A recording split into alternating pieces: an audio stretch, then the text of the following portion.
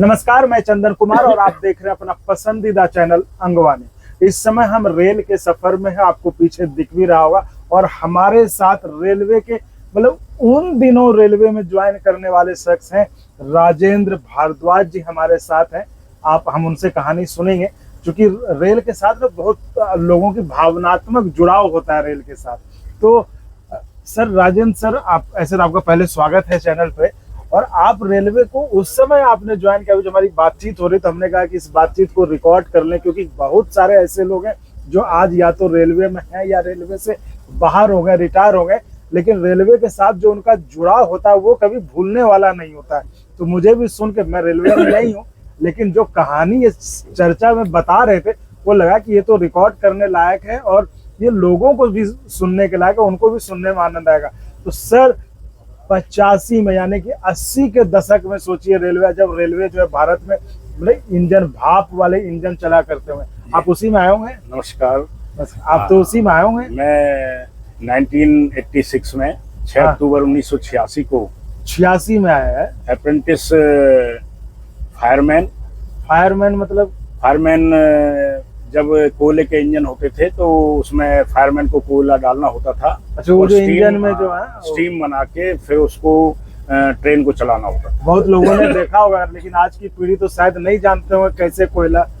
लेकिन तब burning train जो आई थी फिल्म, उसमें देखते थे ना कि वो डाले जा रहा है कोयला। बर्निंग ट्रेन तो डीजल इंजन से चली थी, जो डीजल शेड तुगलकाबाद में उसकी शूटिंग हुई थी। लेकिन यदि आपने देखा हो, एक फिल्म में दिलीप कुमार और एक दूसरे हीरो हैं, वो गाना गाते हैं स्टीम इंजन चलाते हुए। तो और उसमें बीच में कोयला डालते हैं। दूसरे खान है, वो कौन से हीरो हैं? ठीक है, तो दिलीप कुमार है, दूसरे शम्मी कपूर। ठीक है, दो हीरो हैं और ये फिल्म में बहुत अच्छा सा गाना चलता है, ये खेल है तकदीरों का, तकदीर है क्या मैं क्या जानूं। तो उसमें वो स्टीम इंजन वो प्रैक्टिकल में हम लोगों ने चलाने का काम किया है। कोयला झोंकने का ट्रेनिंग पीरियड में जब मेरा फर्स्ट अपॉइंटमेंट हुआ तो जींद स्टेशन मुझे मिला, तो वहाँ पर स्टीम इंजन होते थे, चारों तरफ साए की आवाज़। और जब हम ट्रेनिंग पीरियड में अपना काम कर रहे थे तो हमारे हाथ काले, मुंह काला, कपड़े काले, इस तरह से जो है वो ट्रेनिंग पीरियड हमारा रहा। बहुत क्रिटिकल एक सिचुएशंस थी। तो मतलब आपने उस समय में जो रेलवे ज्वाइन करा, जब रेलवे कह रहे हैं एक तरह से विकास मतलब कर रहा होगा अपने देश। उसी दौरान जब ट्रेनिंग के जस्ट बाद तो रेलवे ने लोको, जो स्टीम लोको थे, उनको बंद करने का निर्णय लिया। अच्छा। और डीजल इंजन, अच्छा, और उस समय वो चेंज चल रहा था। अच्छा। तो इसमें हमें बहुत ज़्यादा समय नहीं लगा। डीजल इंजन में फिर असिस्टेंट लोको पायलट तो भी डेजिग्नेशन आया है, तो असिस्टेंट ड्राइवर वर्ड रहता था। ओके। डीजल इंजन में लगभग 10 साल असिस्टेंट के तौर पे काम किया आपने।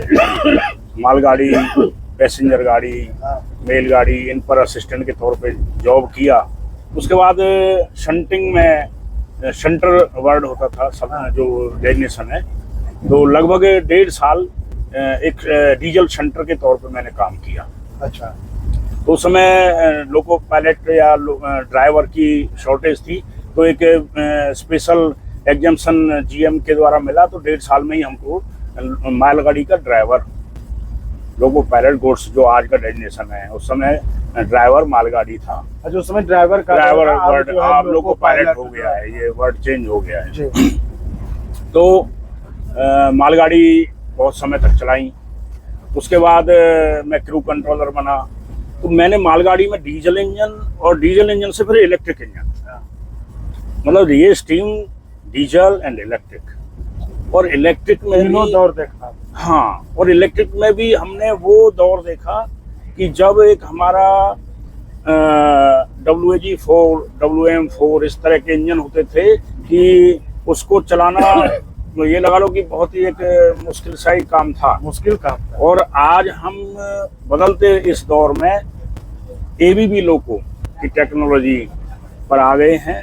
आज इंजन चल रहा है तो बिजली भी बना भी रहा है, बिजली खपत कर रहा है, तो जितनी खपत करता है उसके ही लगभग जनरेट भी करने का काम करता है। इंजन खुद ही इंजन जो है बिजली बना देता है। अच्छा, तो आज इस टेक्नोलॉजी पे आ गए हैं और इससे आगे फ्यूचर में और जो टेक्नोलॉजी अब आ रही है T18 वंदे भारत, तो वो इनबिल्ट कोच में ही जो है इंजन है। अच्छा, कोई इंजन अटैच नहीं होगा, कोई इंजन डिटैच नहीं होगा, और वो सारा का सारा एक सिस्टम बना के, तो भारतीय रेल ने बहुत ही जो है डेवलपमेंट किया है। आज मेरा 38 साल मेरी नौकरी हो गई है और लगभग 1 वर्ष मेरा और बचा है। तो इस यात्रा में रेल को बहुत अच्छे से बदलते हुए देखा है। छुक छुक गाड़ी को आपने उस समय चलाया, क्या मिस करते हैं? आज तो डीजल गाड़ी, तो वंदे भारत का इंजन, और तो क्या वो छुक छुक गाड़ी उस समय? हाँ, छुक छुक गाड़ी सुनने में अच्छी लगती थी, बच्चों के लिए भी एक टॉय जैसा, म्यूजिक जैसा लगता था। उसकी जो विसल बजती थी वो भी गाँव में जब सुनाई देती थी तो उसका भी एक अलग वो करेज होता था। लेकिन जो काम करते थे उनके लिए तो बड़ा मुश्किल दौर था। अच्छा, मुश्किल दौर क्योंकि स्टीम और कोयला झोंकना और उसके सामने खड़ा होना, तो ये लगा लो कि वो दौर बड़ा मुश्किल। एक तरीके से तो ये यदि एंजॉय के टाइप से कहें तो ठीक है, जो चीज चली जाती है वो लगता है कि एंजॉय था। लेकिन ड्राइवर्स के लिए, समय काम करते हैं, जैसे आप लोग उस समय आए, उनके लिए जो है वो बहुत ही कठिन पल थे। हाँ। और वो समय, वो दौर, वो टेक्नोलॉजी चेंज हुई है। आज हम इस टेक्नोलॉजी में आए हैं, ये हमें बहुत अच्छी लग रही है।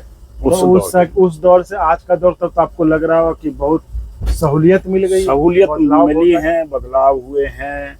और मैं समझता हूँ कि जो मैंने 38 वर्ष के इस पीरियड में बदलाव देखे हैं, तो आज जो मेरे भाई बच्चे भर्ती होके आ रहे हैं, ये अपने आगे के जीवन में जो भी जॉब करेंगे वो हो सकता है इससे भी ज़्यादा चेंज देखने का काम करेंगे। टेक्नोलॉजी और ज़्यादा तेज़ी से ट्रांसफॉर्मेशन समय चल रहा है और ज़्यादा बदलेगी।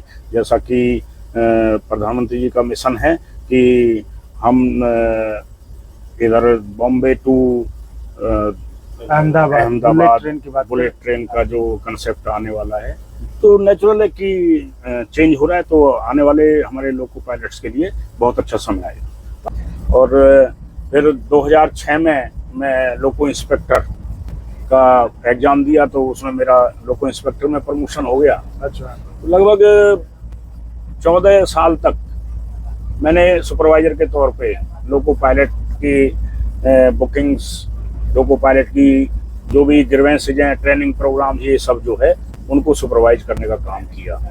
तो क्योंकि बीइंग मैं खुद ड्राइवर था, तो मुझे सुपरवाइजर में ये पता है कि ड्राइवर की क्या समस्याएं हैं। तो उनको बहुत अच्छे से मैंने जब झेला है, तो मैंने अपने उस स्टाफ को वो समस्याएं कभी नहीं होने दी, उनको हमेशा सहयोग किया है। और अब जो नए बच्चे अब भर्ती होकर आ रहे हैं, अब तो असिस्टेंट लोको पायलट है, 2 साल में ही एक उसको अच्छा सैलरी पैकेज हो जा रहा है। और खैर बच्चे भी जो है बीटेक एमटेक आ रहे हैं। तो मैं समझता हूँ कि इससे अच्छी कोई इंटरेस्टिंग जॉब भारतीय रेल में मेरे हिसाब से कोई नहीं है। अच्छा, ये ऐसा जॉब है कि जिसमें आदमी एंजॉय भी करता है और अर्निंग भी करता है। अर्निंग मीन्स हमें सैलरी मिलती है और घूमने के लिए हमें जगह नहीं, ट्रेन चला के जाते हैं तो घूम ही रहे हैं ना।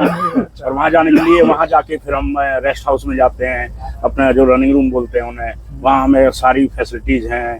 अब तो जिस समय हम आए थे तब तो पंखे भी जो है कमरे में हुआ नहीं हुआ। अच्छा, और बदलते दौर में कूलर की व्यवस्था हुई, कूलर भी चल रहा है तो उसमें पानी नहीं चलता था।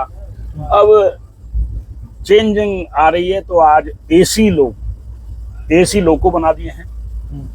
और रनिंग रूम को क्या मतलब, वो जो कैब जो है एयर कंडीशन कैब हो गई है। ट्रेन का जो इंजन वाला, हमारा जो इंजन का कैब है सब हो गया कभी वो, नहीं? मतलब ऑलमोस्ट अब जो नए इंजन बन रहे हैं वो सब एयर कंडीशन हो रहे हैं। अच्छा। और रनिंग रूम में रुकने की जो व्यवस्था है वो भी, वहाँ भी एयर कंडीशन। ये बड़ा बदलाव है नहीं? कि बहुत बड़ा बदलाव है कि जो मैंने देखा है। तो कहते थे कि ऐसी इसलिए नहीं कि सो ना जाए।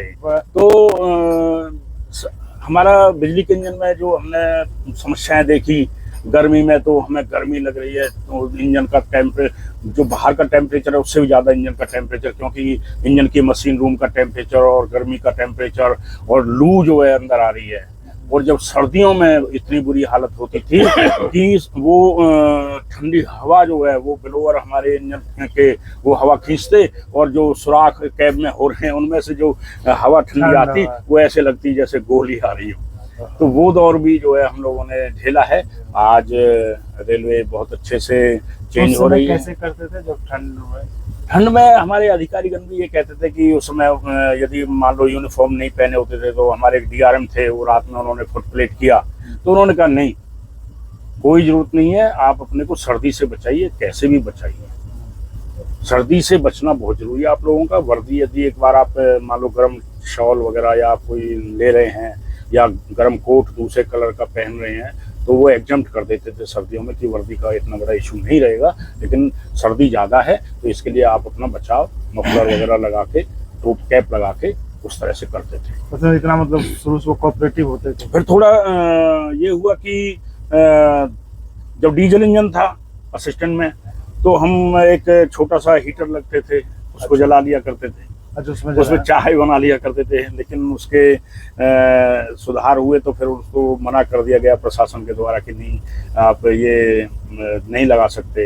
इलेक्ट्रिक लोको आया तो उसमें इलेक्ट्रिक लोको में हीटर होते थे, किसी में हीटर वो साइड में चलते थे, किसी में नहीं चलते थे, लेकिन जब इतनी ठंडी हवा आएगी तो हीटर भी जो है इतना इफेक्टिव नहीं रहते थे। तो अच्छी बात है कि आज रेलवे चेंज हो रही है, ड्राइवर की लाइफ में काफ़ी अच्छा चेंज हो रहा है, टेक्नोलॉजी और अच्छी आ रही है। मैं समझता हूँ कि जो हमारे आज बच्चे भर्ती हो रहे हैं, जब हमने इतना चेंज देखा है तो वो जो आज भर्ती हो रहे हैं वो हो सकता है कि एक दिन जैसा जापान में सुनते हैं कि वो मैग्नेट पे ट्रेन चलती है, उसको ये शायद चलाएंगे। ये मैं ऐसी उम्मीद करता हूँ कि टेक्नोलॉजी इतनी एडवांस और होगी। तो कुछ कहना चाहते हैं कुछ आप जैसे रेल मंत्री या रेल विभाग से कि सरकार इस ओर ध्यान देना चाहिए? मेन चीज है कि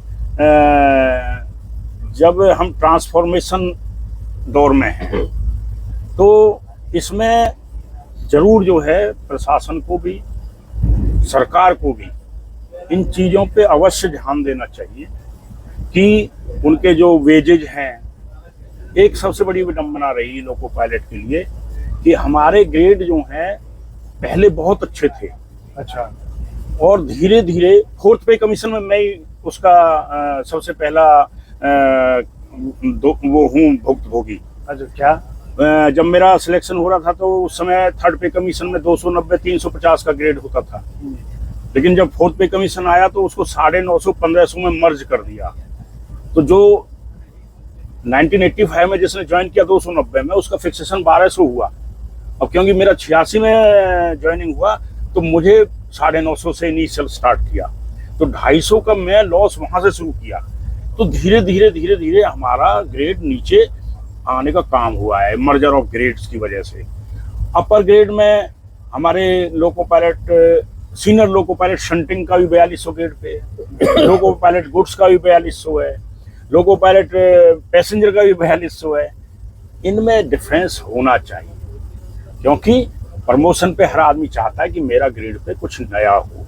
तो इसके लिए लगातार सरकार से गुजारिश की जाती है कि जब भी अब 8वां पे कमीशन आने की उम्मीद है तो उसमें इन चीज़ों पे ध्यान देके हमारा थोड़ा इन सभी लोको पायलट को अलग अलग वर्गीकरण करके इनको अच्छे से पैकेज दें। तो चलिए राजेंद्र जी, उम्मीद है सरकार जो आप कह रहे हैं उस पर ध्यान दे, सुने और वो जो पे ग्रेड जो स्ट्रक्चर कर रहे हैं, जो भी अनोमली है उसको सही करें। तो इधर को व्यूअर्स, ये थी हमारी खास बातचीत। मुझे लगा कि जो रेलवे आज भले Vande Bharat train diesel engine, लेकिन कल वो छुक गाड़ी का जमाना जो था, क्योंकि आज के जमाने में आज के जो लोग होंगे वो शायद उन दिनों को नहीं देखे, क्योंकि आज के जमाने में वो तो बच्चे बस वंदे भारत देख रहे। तो हमने सोचा कि आपको सुनना बड़ा अच्छा लगेगा, तो हमने राजेंद्र जी से रिक्वेस्ट किया कि उन दिनों की बात सुनाए जरा कि आखिर वो छुक गाड़ी के जमाने में कैसे आप चलाते थे ट्रेन इंजन। तो उम्मीद है आपको पसंद आया होगा। तो आप इसी तरह चैनल को लाइक शेयर सब्सक्राइब करते रहिए और संभव हो तो ज्वाइन भी करिए, जिससे हमें आपके लिए और गुणवत्तापूर्ण कंटेंट के निर्माण में मदद मिले। धन्यवाद। और अगर आपको अच्छा लगा तो एक बार और आपको मैं कहना चाहूँगा कि आप इसको प्लीज़ सब्सक्राइब और शेयर करते रहें ताकि हमारा भी मनोबल और सपोर्ट बना रहे।